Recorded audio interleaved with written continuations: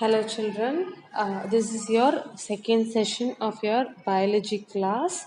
In the last class, we saw about biological classification first part, and you have also written the unit test. I hope you have all done well.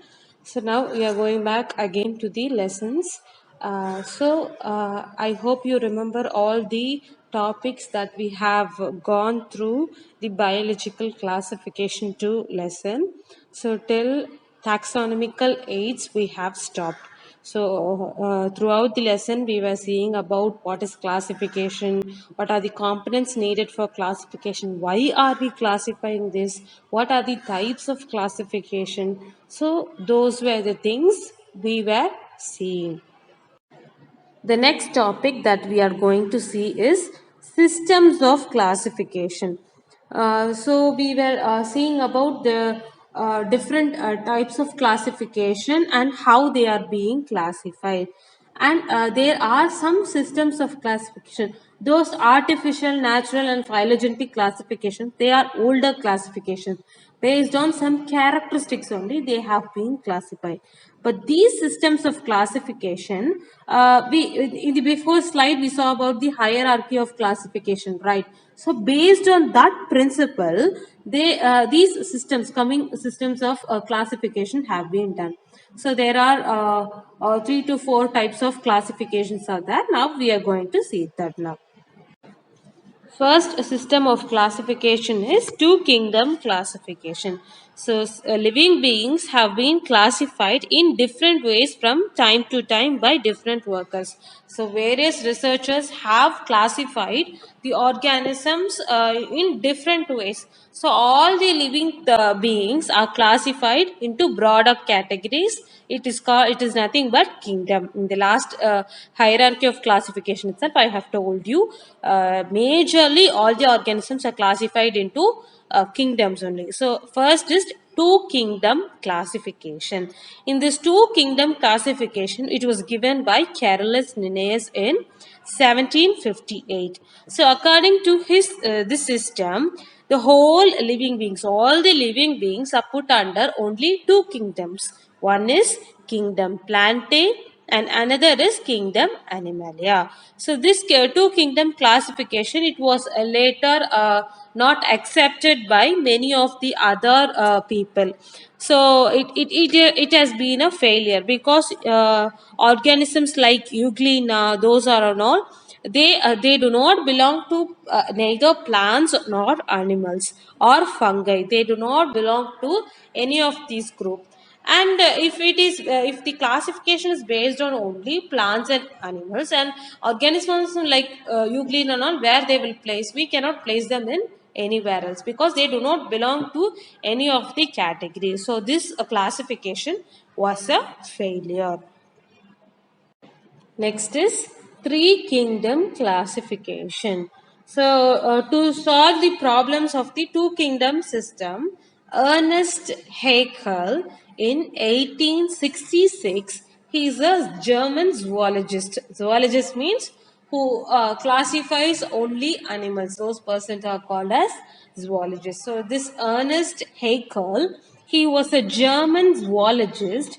He advocated, he brought about the three kingdom classification, in which the whole living beings were put in three kingdoms: Plantae, Protista, and Animalia.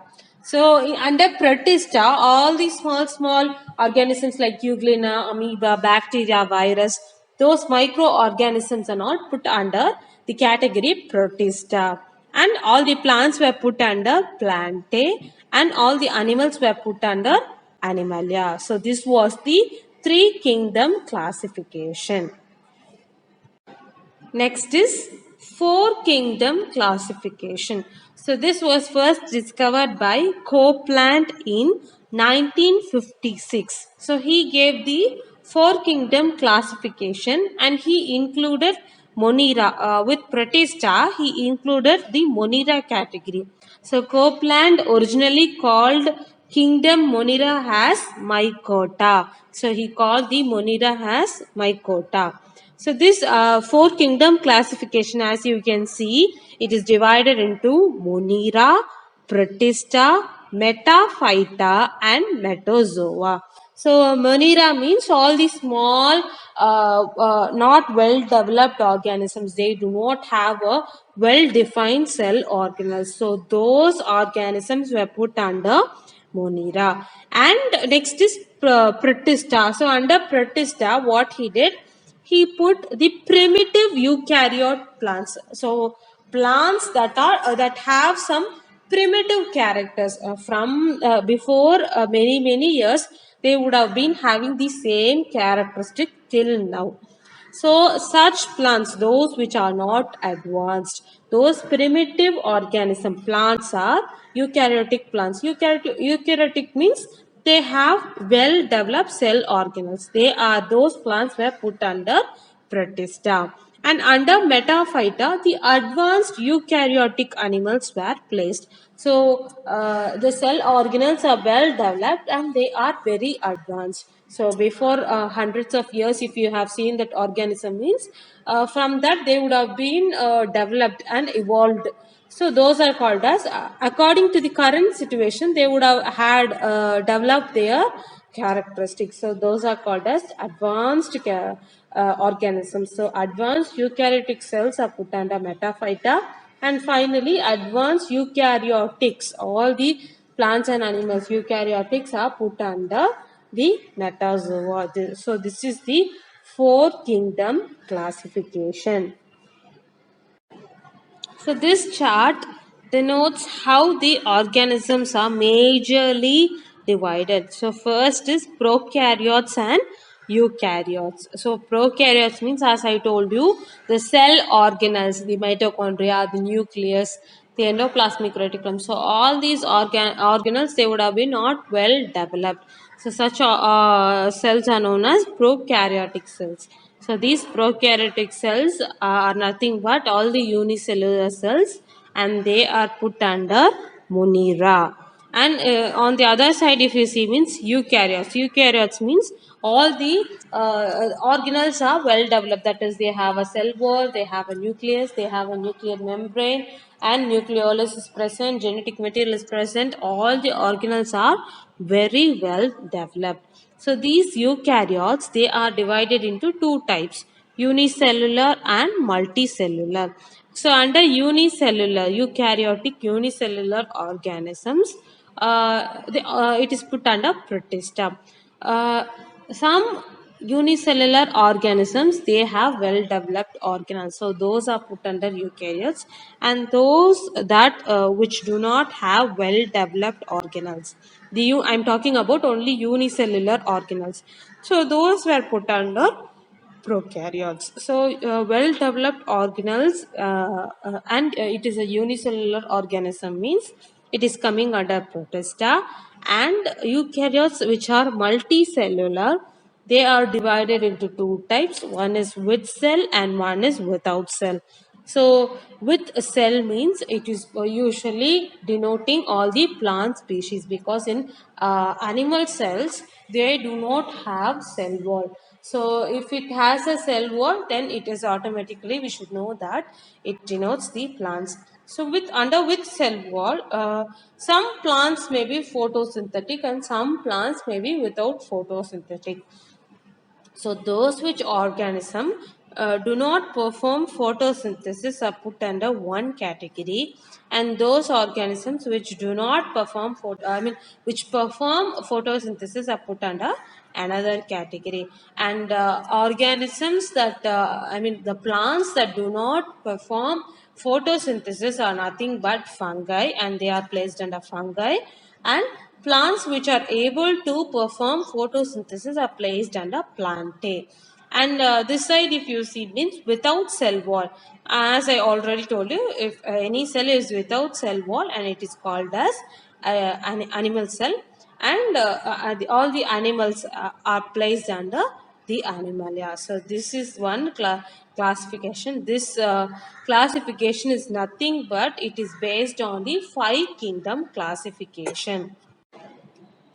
The five kingdom classification. So all the living things have been divided into five major categories: the animals, plants, fungi, protista, and monera. If you have seen that flow chart very with full concentration, if you're not having any doubts with that flow chart, you can understand this five kingdom classification. If you have any doubts, just rewind again and see that flow chart and then move on to the five kingdom classification.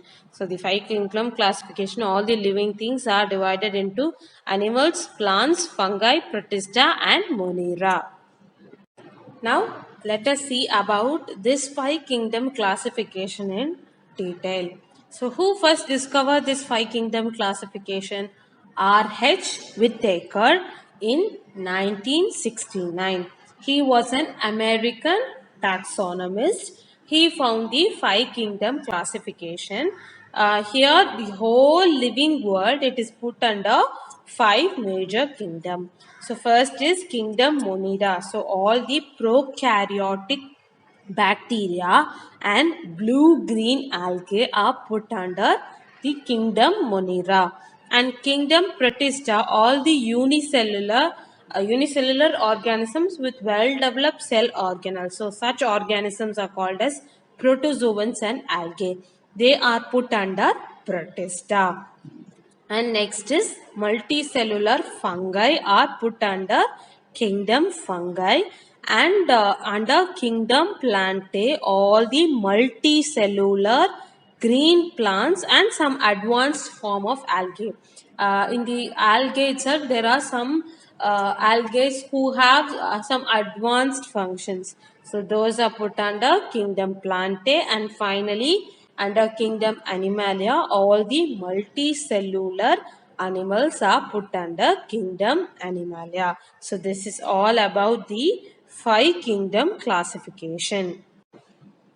Now we are going to see about the five kingdom classification and in detail. So we saw that it is divided into five different kingdoms. Under that kingdom, what are the subcategories that are there? So all those things we are going to see now. So the first kingdom is kingdom Monera. So two major groups of Monera are there. One is Archaebacteria. It is the ancient bacteria. So these bacteria have been found since before a very long period. They are very ancient. And eubacteria. So these are the two categories of kingdom Monera. Two groups are there. One is Archaebacteria and another is eubacteria. And this eubacteria, it is further divided into two types. One is bacteria and another is cyanobacteria. And some other groups of monerans are also mycoplasma and actinomycetes. So other groups other than eubacteria, these mycoplasma and actinomycetes are also coming under kingdom Monera. So now I am going to tell about the Archaebacteria. So what is this Archaebacteria? It is a very ancient bacteria, and these bacteria, they are very special because they live in some of the most harsh and very tough habitats. The surrounding of the bacteria will be at very extreme conditions, very harsh habitats. Only in such places these bacteria will be present. For example, extreme salt areas where the salt content in the soil or water is high. So in such places, these Archaebacteria will be found. They are known as halophiles. And under hot springs where it is very hot, where the temperature is very high, in those places these Archaebacteria will be formed. So the Archaebacteria that is formed in hot springs are known as thermoacidophiles. and marshy areas where it is very slopy and where the water content is too high. So those are called as marshy areas. Those In those areas where archaebacteria is found, they are known as methanogens. So these are the three types of archaebacteria. One is halophiles, where there is extreme high salty areas, and hot springs, thermoacidophiles, and marshy areas, that is methanogens. So these are the three types of archaebacteria. These archaebacteria, they differ from other bacteria. They because they live in extreme conditions, so that's why they are very different. The cell wall of the archaebacteria will be very different, and this feature is responsible for their survival in extreme conditions. They have to survive in extreme conditions. So there is some structural changes are there when comparing to the other bacteria. The cell wall is totally different. So that is what is told here. Next is methanogens. So I have already told you what is methanogens. Methanogens means archaebacteria which is present in marshy areas. So these methanogens are also present in the gut of several ruminant animals like cows and buffaloes. So in the gut of the ruminant animals means, ruminant means those animals which what they do, they take up the food and chew. They will store it in the gut, and after some time they will bring about the food again and they start chewing. So such organisms, such animals are known as ruminant animals. So usually camel, cow, buffaloes, so these are the animals that are ruminant animals. So these methanogens will be present in the gut of several ruminant animals like cows, buffaloes, and they are responsible for the production of methane. So these methanogens, they produce methane, that is biogas, from the cow dung of these animals. So the cow dung, you would have studied in your renewable and non-renewable resources. So there the about methane gases you would have studied. So this methane gas is produced because of this methanogens only, because they are present in the gut of these ruminant animals. So after chewing, after the digestion, in the cow dung, the methane is present because of the bacteria methanogens. Next is eubacteria. So bacteria are the sole members of the kingdom Monera. Most of the members are included in the bacteria only. The members of the kingdom Monera is bacteria only mostly. They are most abundant microorganisms. When you compare with microorganisms level, bacteria only has many number types of species. So bacteria are present everywhere. Hundreds of bacteria are present in a handful of soil. If you take a handful of soil in sea, there are hundreds of bacteria in that itself. They can live in very extreme conditions like hot springs, desert, snow, deep oceans where other life forms can survive. So everywhere the bacteria is present, and many of them live in other organisms inside another living organisms also. These bacteria live, they are known as parasites. The bacteria, it is grouped into four categories based on their shape.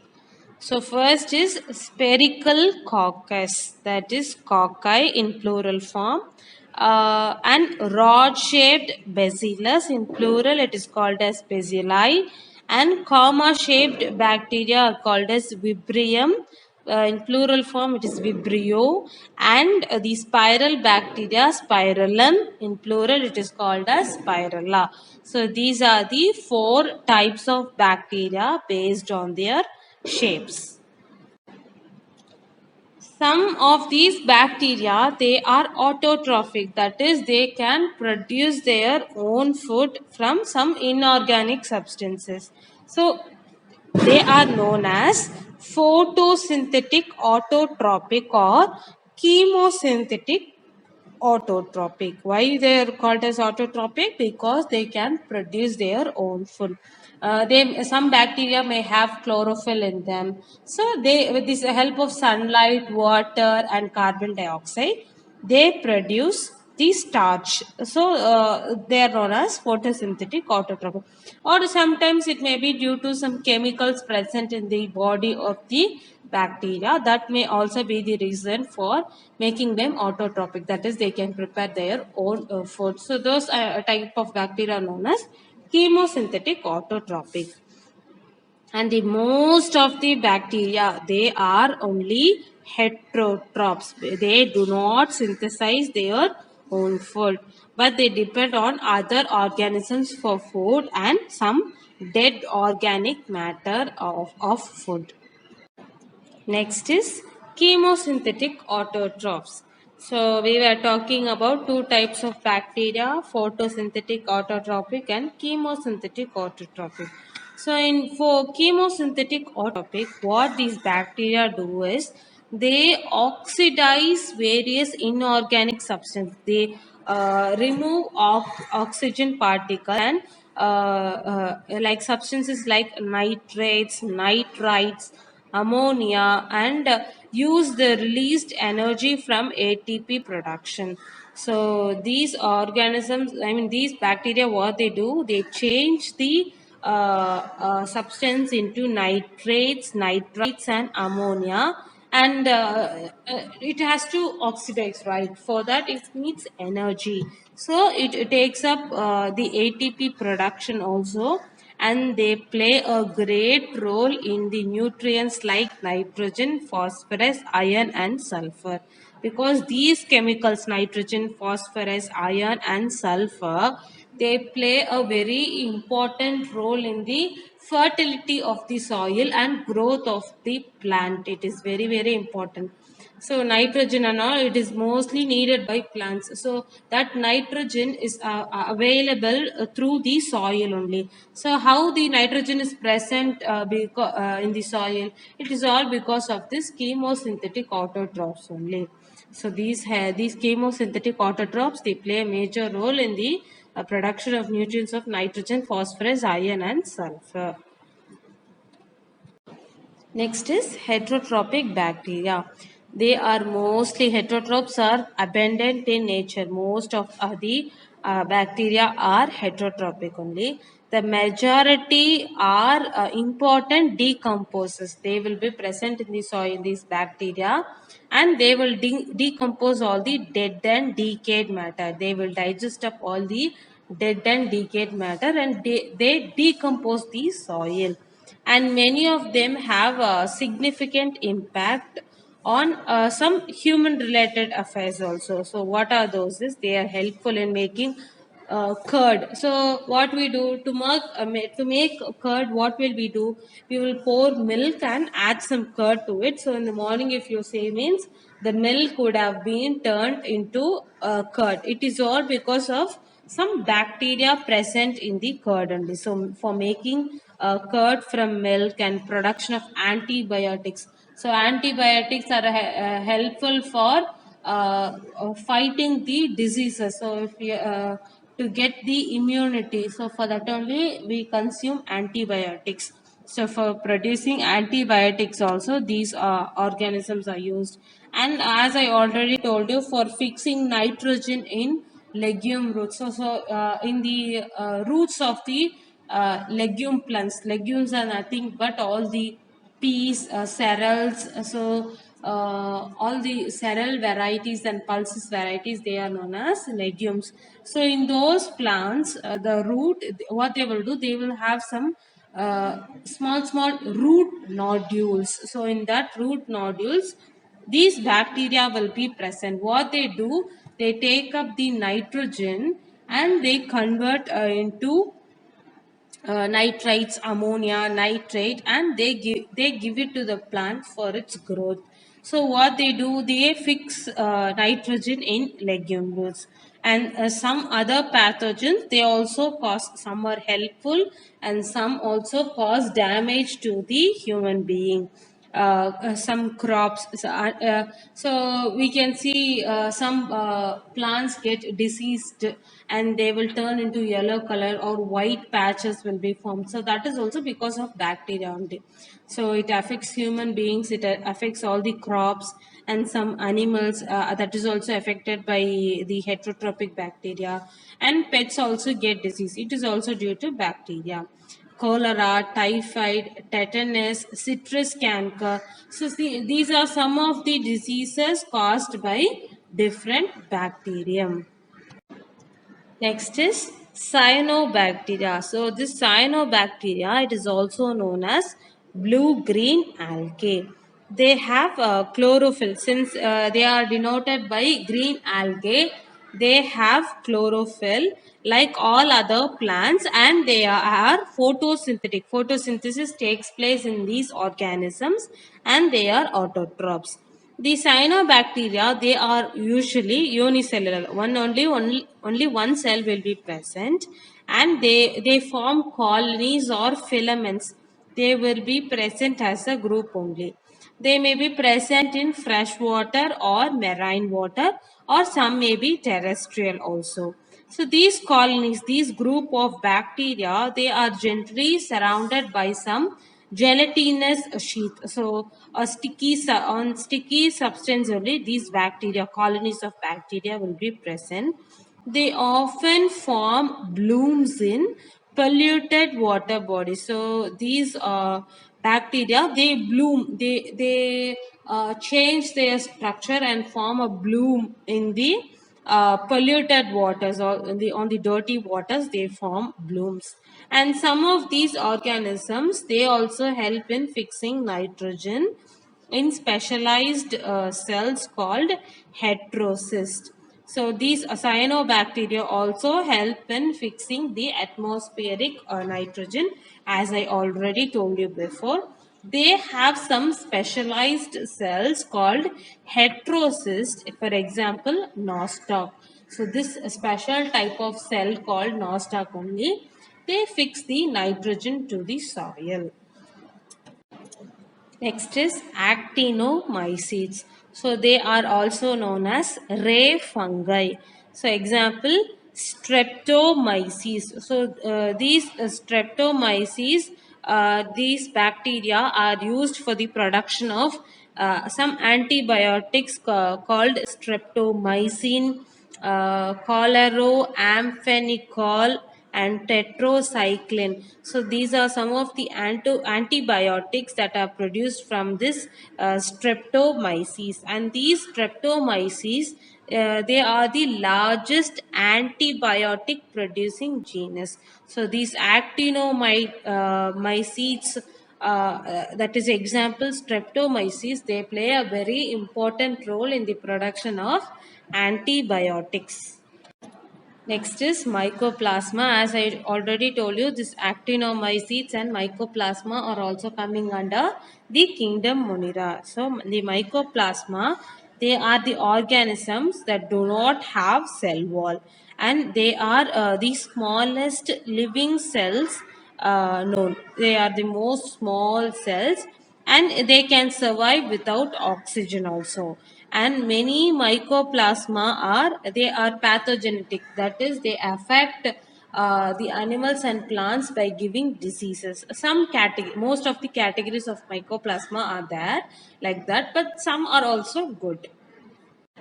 The next kingdom is kingdom Protista. So all the unicellular, one-celled eukaryotic organisms, that is, they have developed cell organelles. So such organisms are placed under Protista. But the boundaries of this kingdom, it is not well defined. That is, what type of organisms have to be placed in Protista. So that boundaries are not well defined. It acts as a connecting link between prokaryotic kingdom Monera. That is, here also unicellular organisms are there. In kingdom Monera also unicellular organisms are there. What is the difference is, In Monera, the cell organelles are not well defined, whereas in Protista, the organelles are well developed. So it is a connecting link between the kingdom Monera and the complex multicellular kingdoms like fungi, plantae, and animalia. So, what they are trying to tell us, it has some characteristics of kingdom Monera. That is, all the organisms under kingdom Protista have the characteristic of being unicellular.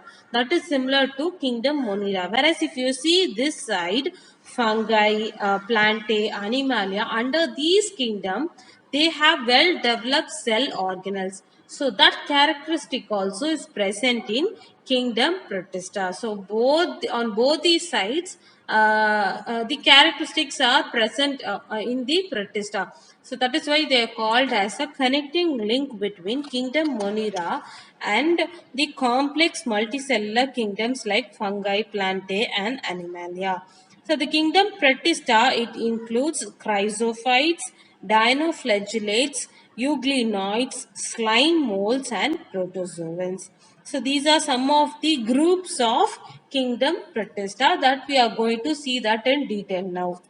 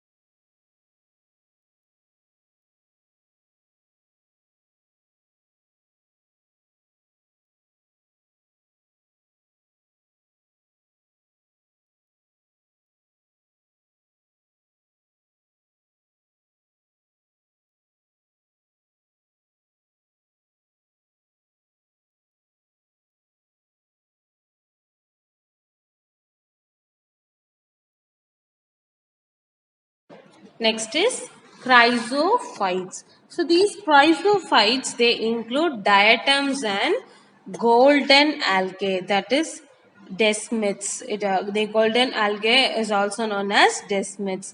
So most of these chrysophytes, they are photosynthetic, that is chlorophyll will be present and they can produce their own food. They are very microscopic and planktonic. So they float passively in these chrysophytes, they are mostly present on the waters only, and the walls are embedded with silica and thus are indestructible. So the walls of these organisms have silicas here and there, it is embedded. So this makes the chrysophytes very strong so that they become indestructible. So, due to the presence of silica on the cell wall, diatoms have left behind large amount of cell wall deposits in their habitat. And this silica, it is indestructible.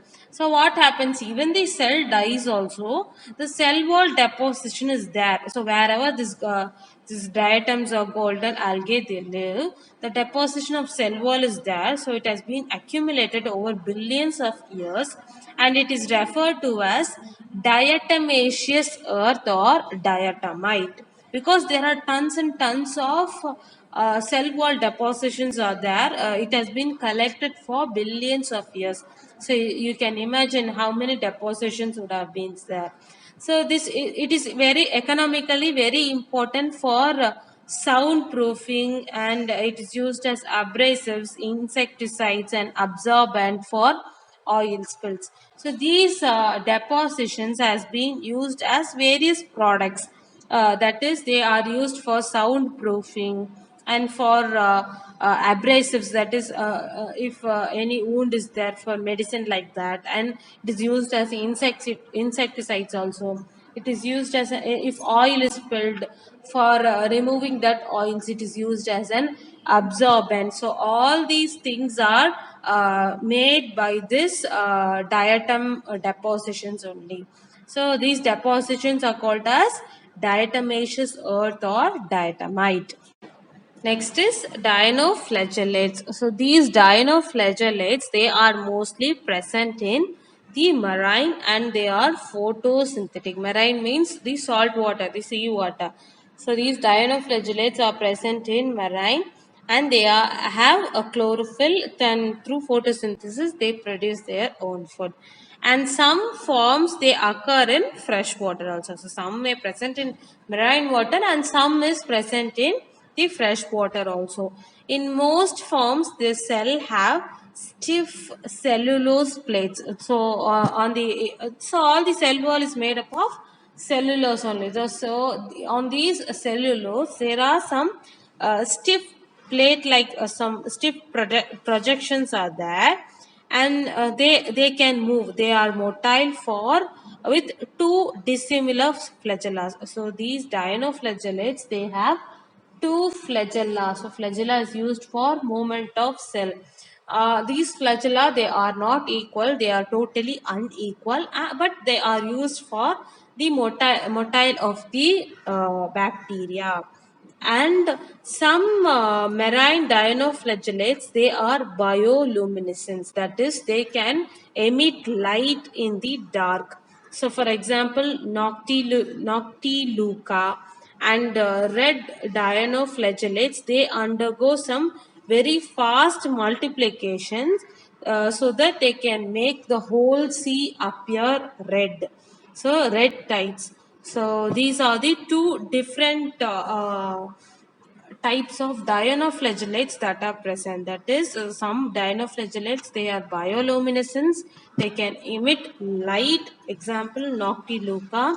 And red dinoflagellates, they multiply so fast that so that they can make the whole sea look red. So many number of bacteria are present. So many types of dinoflagellates are present on the sea water, so that the sea itself would look red in color. The next category is euglenoids. So as you can see in the image, the structure of euglena. So a membrane is there, cytoplasm is present, the nucleus and nucleolus are present, a flagellum is present for movement, a contractile vacuole is present, a photoreceptor. Photoreceptor means for receiving the sunlight, for undergoing photosynthesis. A photoreceptor is there. An eye spot stigma is present. It is present of chloroplast, and the nucleus is present. So these are all the parts that are present in the euglena. So what are these euglena? What are these euglenoids? So these euglenoids, are occur in freshwater habitats. They are not present in marine. They are present in freshwater habitats and very wet soil where the moisture content is high. The damp soils in such places only these euglenoids are present. Instead of the cell wall, they have a protein-rich layer called pellicle. So the cell wall is absent, but instead of it, a pellicle is present as a covering, and the body is very flexible. Though they are photosynthetic in the presence of sunlight, when deprived of sunlight, they behave like heterotrophs. So when sunlight is there, the photosynthesis takes place. When it is absent, it turns into heterotrophs and they undergo their process of getting the nutrition. So such a mode of nutrition is called mixotropic nutrition. So this euglena does not neither belong to autotrophic or heterotropic. They belong to a new category of nutrition called mixotropic nutrition because they are both autotrophic and heterotropic. So based on the situation, the mode of nutrition varies. So it is known as mixotropic nutrition. Example, euglena. Next is slime molds. So these slime molds are a combination of fungus and animals. So these slime molds, they lack chlorophyll. They are achlorophyllous and saprophytic protists. So saprophytic means they feed only on the dead and decayed matter. So they are saprophytic protists and they are mostly present in very damp soils, that is high moisture content soils and very shady places where the sunlight is not much there, where it is very shade and wet. In such places only these slime molds are present. They are classified into two types. One is acellular and another is cellular. So they are extremely resistant and survive for many years even at very tough conditions. So they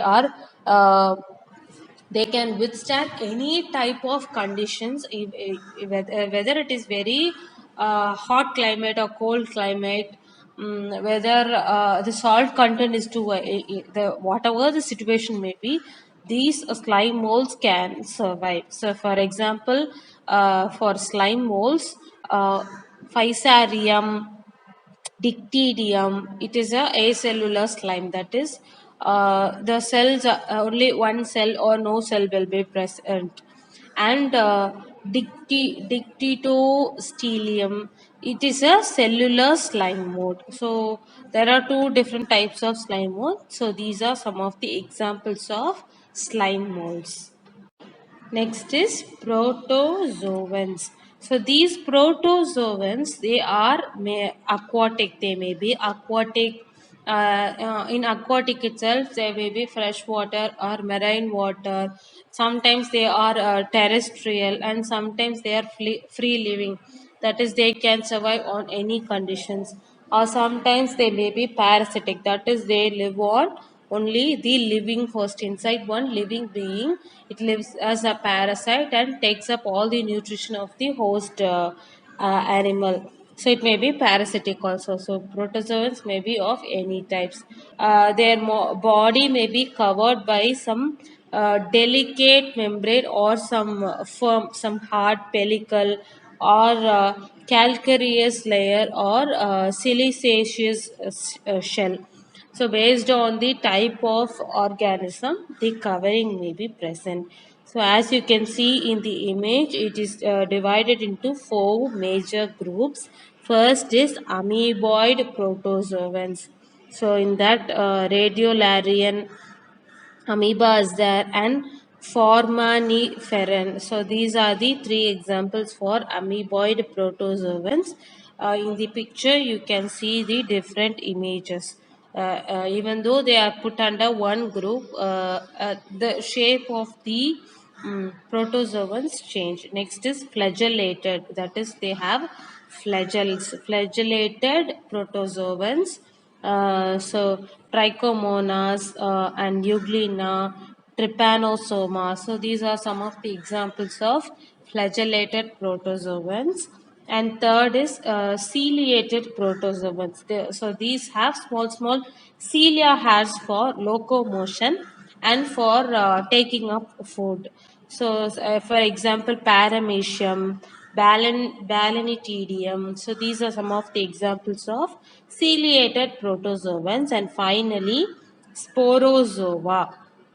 So these sporozoa, they are non-motile. They cannot move from one place to another, and they are mostly parasitic. That is, they live on other living cells with infectious spore-like stage in the life cycle. What it does, these parasites, they affect the host cell and give some infection to them.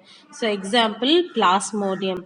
So as you can see in the image, these sporozoa are known as apicomplexians, and plasmodium. For the first images, plasmodium in red blood cells and babesia in red blood cells. So these are the two types of sporozoa.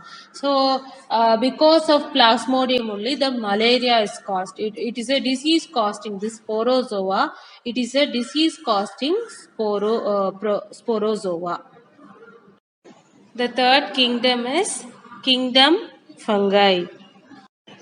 The fungi, it is a eukaryotic cell. So the cell organelles are well developed, but they lack chlorophyll, a chlorophyllus, and they depend on other organisms, heterotrophic. And these fungi have a small spores. So they are spore bearing and non-vascular, that is xylem and phloem are absent in them. So they are non-vascular organisms.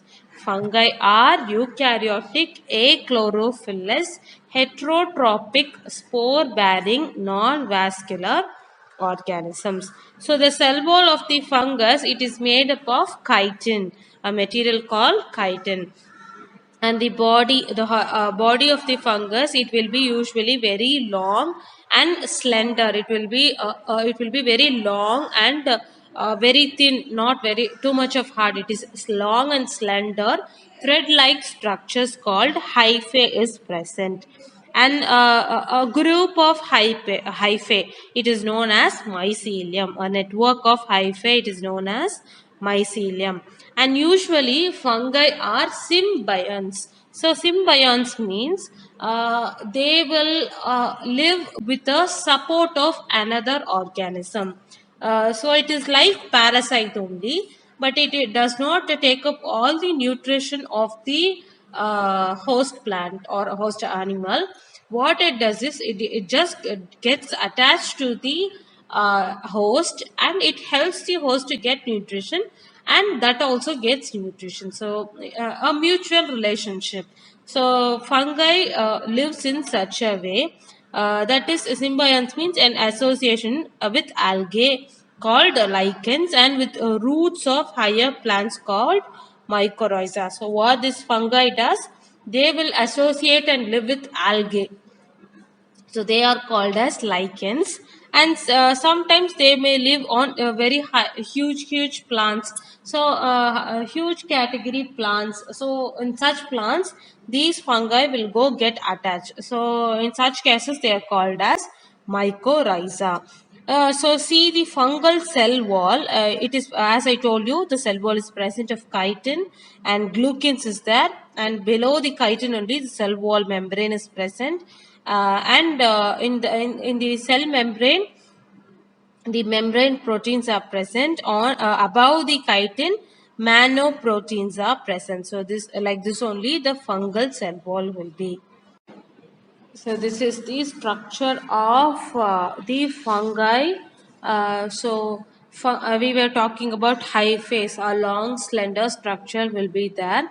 So on the left side you can see the fungal hyphae, and inside it some algal cells are there, and below and on the top part, the fungal hyphae is there. In between, the algal cells is there. So this is only is called as symbionts. They are together, present together, and they live together. A mutual relationship is there between the fungi and the algae. And on the right side, if you see, means the mycorrhiza is there. So in higher plants on the roots, these fungi will be present for some mutual relationship. So because of the chlorophyll present in them, or because of some chemicals present in them, they help in food production. So with mycorrhiza, if you can see the image, without the mycorrhiza, see how the plant becomes. So this is one example. These are the two symbionts made by the fungus. So symbionts are also helpful. They are not like parasites. They are helpful and they maintain a mutual relationship.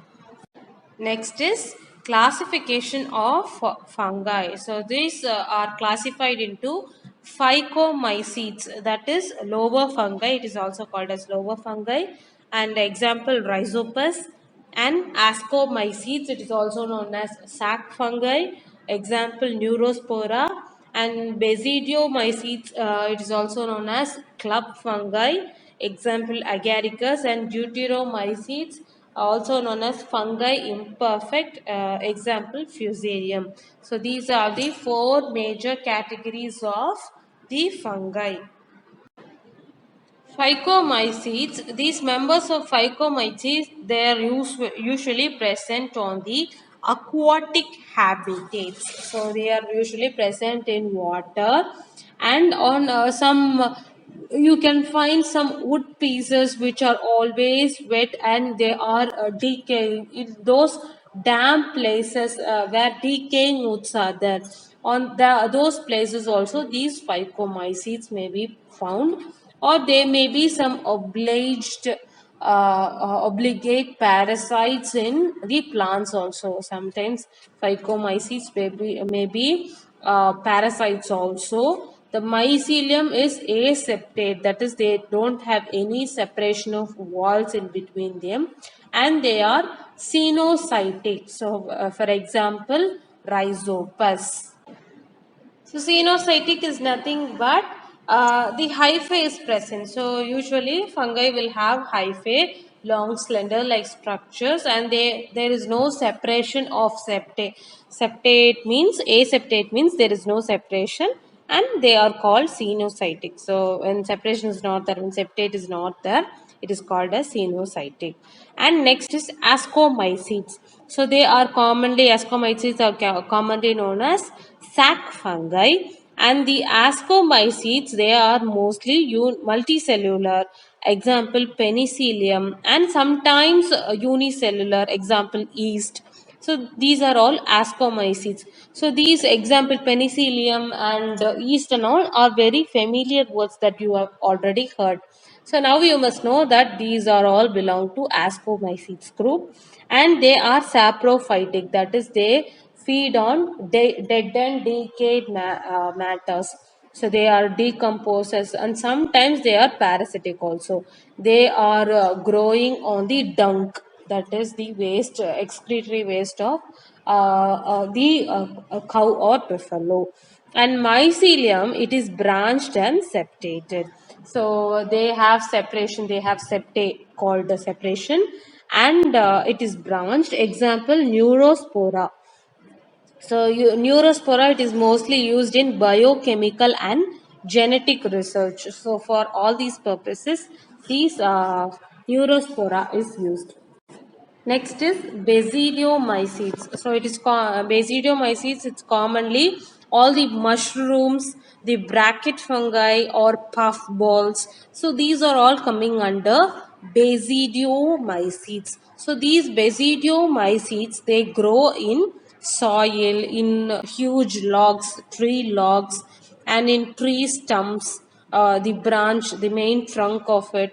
So all these places, the living plant body also, sometimes as parasites also they live.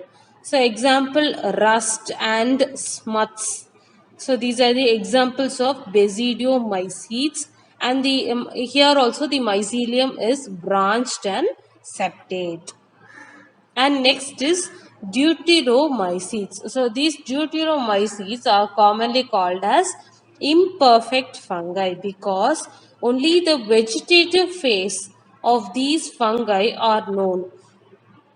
and the mycelium, it is here also, it is septate and branched, and some members are saprophytes and parasites. So they may feed on dead and decayed matter, or the living cell. So while the large number, most of them are usually decomposers of litter on waste products, where the waste products are there. So in those places only these new deuteromycetes will be present, and they will feed on those waste products. So they help in mineral cycling. Example, alternaria. So these are all the examples of deuteromycetes.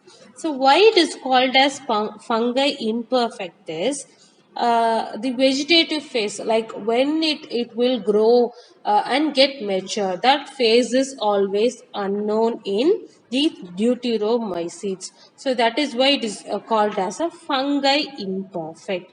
The duration period of growth is usually unpredictable, so it's called as an fungi imperfect. So these are all the different types of fungi that we saw in the classification of fungi. So penicillium, yeast, puffballs, bracket fungi, and alternaria. So these are the different types of fungi. So for you to see the images, I have put up on this slide. Next is Kingdom Plantae. So under this Kingdom Plantae, all the plants are placed under Kingdom Plantae. So as you can see in the image, algae, different some higher algae like rhodophyte, phaeophyte, and chlorophyta. So these are all the higher algae which are put under the Kingdom Plantae, and bryophytes, mosses, tracheophytes, all the ferns, and gymnosperms, all the conifers and angiosperms, all the flowering plants, all these are put under Kingdom Plantae. So this Kingdom Plantae, it includes all the eukaryotic chlorophyllous, so presence of chlorophyll, and photosynthetic multicellular organisms. Only a few of them are heterotrophic, and that is they are insectivorous plants or parasites. So insectivorous means for nitrogen supply and all, they need to capture all the insects for nutrition. So those such plants are called as insectivorous. So the insectivorous plants are sometimes heterotrophic, and some are also parasites in the Kingdom Plantae. And the cell level, if you see, means they are eukaryotic. That is, the cell organelles are well developed with cellulosic. The cell wall is made up of cellulose, and it is present everywhere. It is cosmopolitan in occurrence, and economically also, if you see, means it is very important because they produce, plants produce food, fodder, that is food for the animals. They give timber, fuel, etc. So all these are uses of plants. So it is economically also they are very important. And this Kingdom Plantae, they consist of algae, bryophytes, pteridophytes, gymnosperms, and angiosperms. According to the biogeography, if you see, it means a type is said to be cosmopolitan distribution if its range extends almost across all and most of the world in appropriate habitats. So such taxon, that is the such categories are told to be cosmopolitanism or cosmopolitism. So for denoting how the plants are being distributed, they have given this text, so that you should know that plants are present everywhere. So that is why it's called as cosmopolitan in occurrence. And the last kingdom is Kingdom Animalia. So this Kingdom Animalia, it consists of heterotrophic. So heterotrophic means already know it depends on other organisms for nutrition. So it is heterotrophic, eukaryotic, multicellular organisms are coming under the Kingdom Animalia. So here the cell wall is absent, and the chlorophyll is also absent. And these animalia members, they show holozoic nutrition. They depend on the plants directly or also indirectly. And sometimes these animalia may be saprophytic, parasitic, or symbiont. So I don't have to explain each and every term. You already know, I have already explained you about all these terms. And they digest their food inside an internal cavity, and the food they eat is stored as glycogen or fat.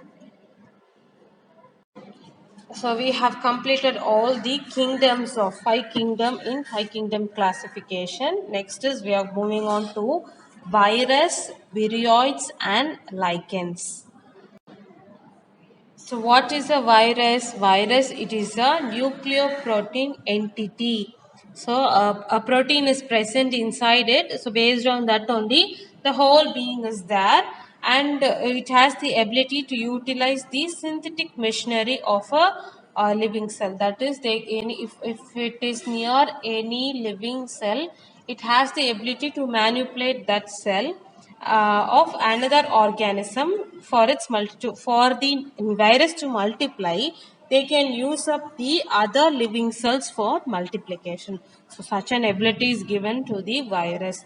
So a virus consists of two parts. It is of two parts, nucleoid and capsid. So the nucleoid, it is the infective part. So because of nucleoid only, the virus is very infective, and it causes some metabolic changes to the host cell. And capsid is only the protein covering, that is, it is the genetic material with some protein subunits are present inside the capsid known as capsomers, and antigenic properties are also present. And the out envelope, it is the outer loose covering present in some animal viruses and rarely present in plant and bacterial viruses. So this covering envelope is made up of protein, lipids, and carbohydrates. So if the virus is without envelope, it is called as a naked virus. So this is the viral structure, different viral structure. So we have three different viruses: bacteriophage, tobacco mosaic virus (TMV), and human immunodeficiency virus (HIV). So in bacteriophage, if you see, means the capsid protein sheath is there. Inside DNA is present, and these are the structures of bacteriophage. And here in tobacco mosaic virus, if you see, means inside the protein sheath, the RNA is present. That is the genetic material, and on the outer covering, the protein is being enveloped.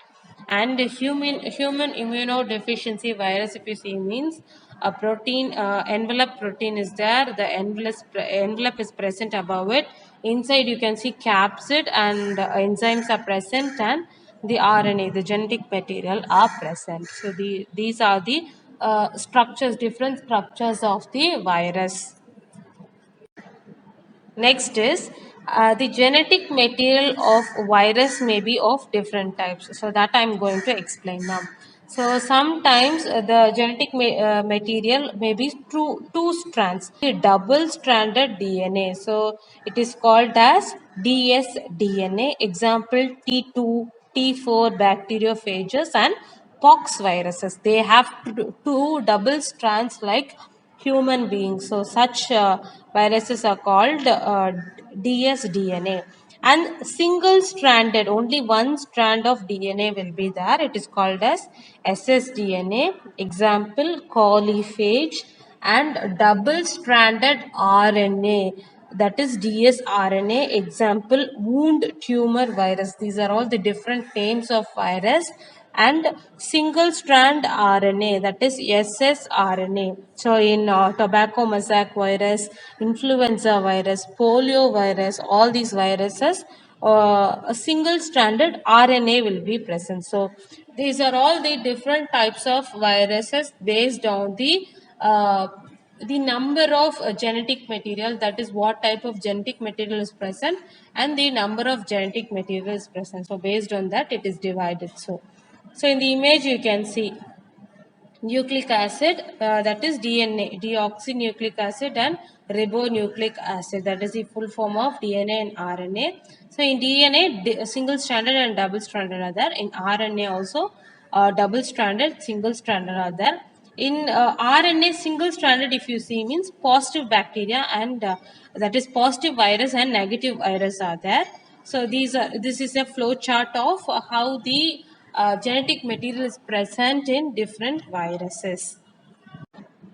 The second topic is virions. So these virions, it is the smallest self-replicating. That is, it does not need any help for replication, for division of particles, and it is described by Diner in 1971. And these virions, they have very infectious RNA particles, and it does not have any protein coat.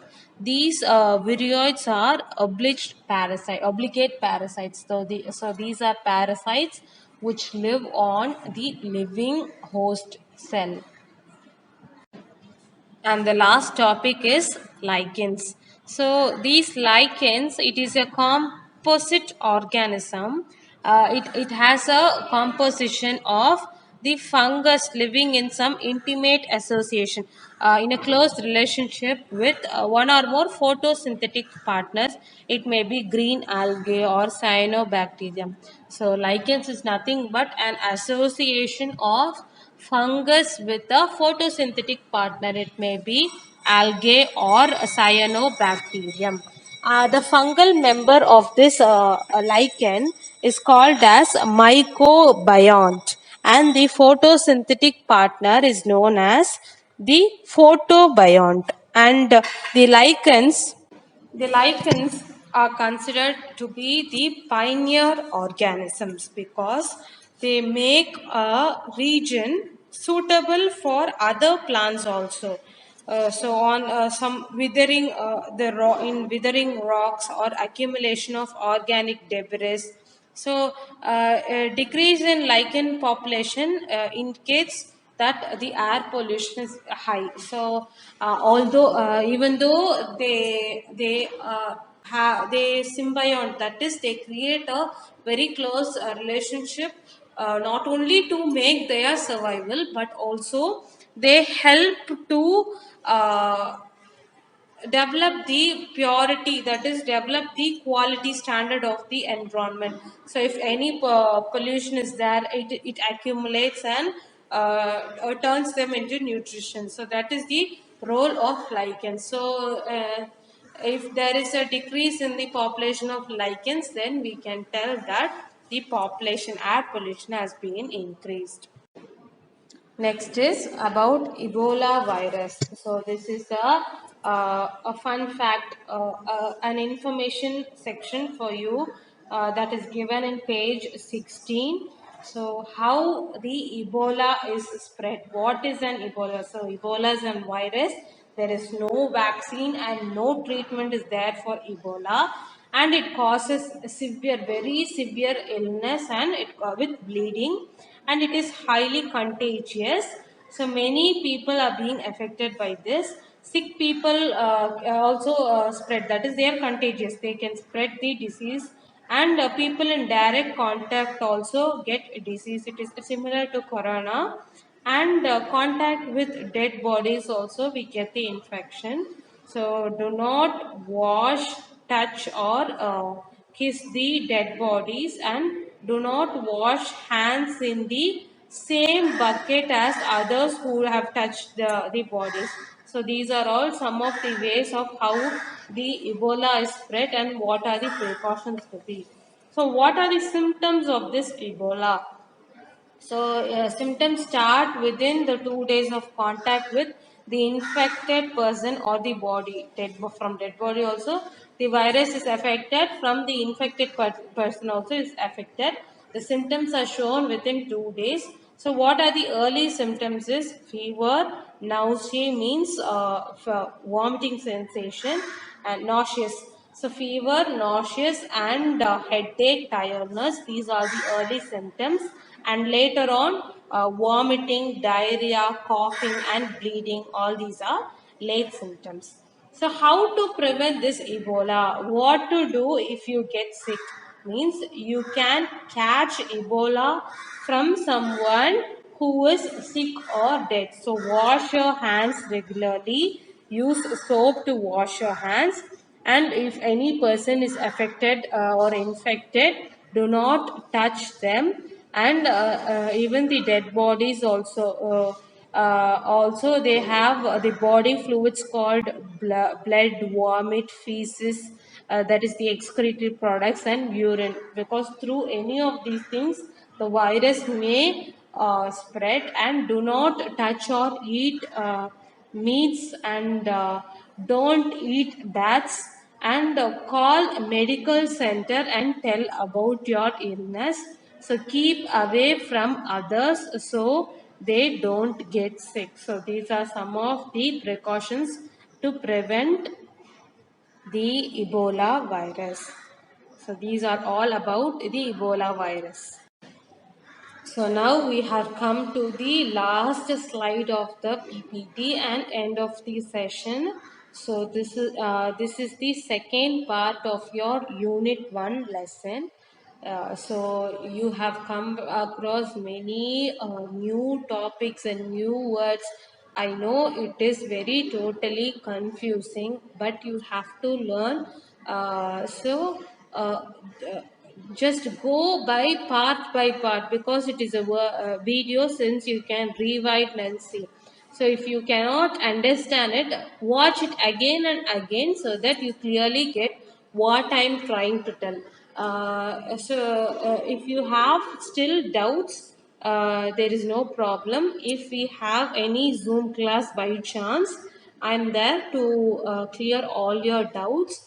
So learn well this unit. We have completed Unit 1. So this is all about biological classification, and a PDF will be presented to you in your groups, WhatsApp groups. So copy all the answers in your notebooks, even detailed answers also. You have to write it in your note, and when we are asked for submission, please submit it, and get your corrections. So do well, children. Learn. Take care of yourself. Thank you.